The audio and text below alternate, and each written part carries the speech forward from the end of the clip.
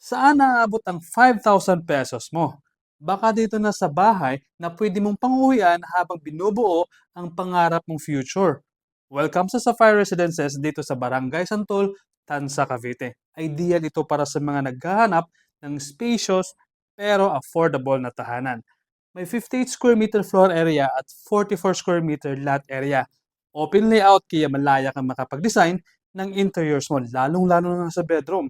Ito ay may provision for 3 bedrooms. May 2 restrooms or dalawang toilet and bath, isang carport, may service area ka na pwede mong gawing laundry o kaya extension ng kusina. At good news, available ito sa Pag-ibig Financing. Kaya kung nagre-rent ka ngayon, isipin mo na, imbes na renta, bahay mo na. Location-wise, panalo rin. Around 10 to 15 minutes lang mula sa Robinsons General Trias. Kaya kung saan naabot ang 5,000 mo, pang-reserve na yan dito sa bagong bahay. Maraming salamat pala sa aming kliyente sa tiwala at sa pagkakataong matripping at maipaliwanag sa kanila ang home ownership process dito sa Sapphire Residences. Sa next tripping baka ikaw na.